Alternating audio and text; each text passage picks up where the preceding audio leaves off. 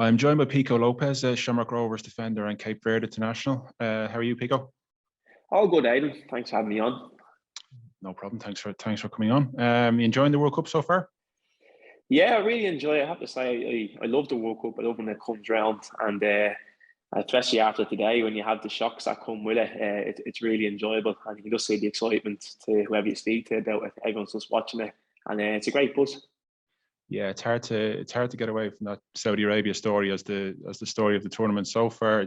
As the defender in you must have enjoyed the backs to the wall ending of the game. Yeah, definitely, and that's what it's about. Especially when you're going in as an underdog, you know you're gonna have to put your bodies on the line at time. You're gonna need your keeper to make some really big saves, which he did. And yeah, just the overall game management was really impressive. I have to say, you see Argentina on this long unbeaten run, and they knew to be up against the Saudi Arabia, but they dug in and they made some great decisions on the day, and they got the results.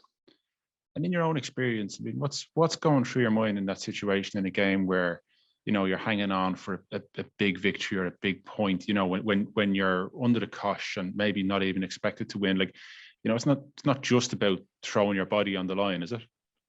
No, not at all. I suppose like you're trying to stay as calm as possible, even though you're getting probably bombarded left, right, and centre. You're trying to be as calm as you can in the mind and try and make the right decisions. You have to defend and put the foot in at time, but there's also a time to put your foot on the ball and try and make a few passes and try and alleviate the pressure that way.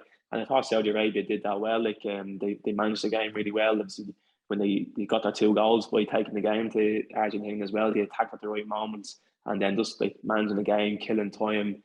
Keeper going down on the ball and say if you have to make 2 or 3 passes just to alleviate that pressure. I thought they did that really well.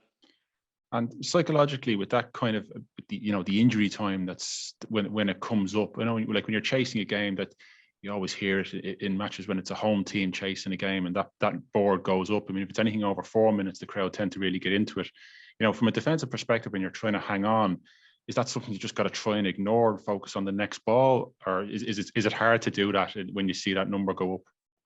Yeah, because to be honest with you, most of the time I don't hear the additional time going up. Like, so it's probably a good thing. I think the best thing is to try and block it out. And as I think the team of this World Cup is, they're not afraid to add time on for substitutions or stoppages.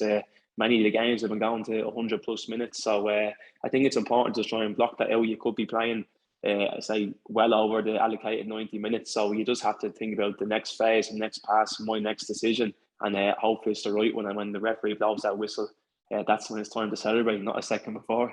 Yeah, and just finally on Saudi Arabia, they had a very, very high line. It was almost sort of old Arsenal style, you know, to try and catch Argentina offside, and it was very, very successful. Again, from your own perspective, playing that high line, would you like to be able to do that in terms of VAR, where you know that you're going to get the right decision if you get your timing right? Yeah, and I think that's a big thing to it as well. I think now with VAR, you can actually trust the technology, so you can be brave enough in holding that high line. And if it's a tight call, you know you'll either be bailed out by the technology and VAR, or you have to hold your hands up and say, right, we got that one wrong. But I think it's encouraging to see like teams being brave, like Saudi Arabia, and what that allows them to do, allows them to get a bit of pressure on Argentinians, better players. Like, so by keeping the high line, the midfielders can go and get closer to the more creative players, which they did in the game, put tackles in. And as you said, the Argentina goal disallowed a really tight offside call, but it was the right one in the end, and it's all down to that line and the unit working together. Yeah, it's hard to imagine previously that a linesman would have been brave enough to put his flag up 3 times for offside calls. Yeah, absolutely, and I think it's probably one of the positives of VAR, where you can trust the technology now. It seems to be really clear whether it's offside or not. So in regards to offside, you can back your line and be strong, and you'll come to the right or wrong decision anyway. That's great, Pico. Thanks very much for joining us, and we'll be back after the break. No problem, Aidan. Thanks very much.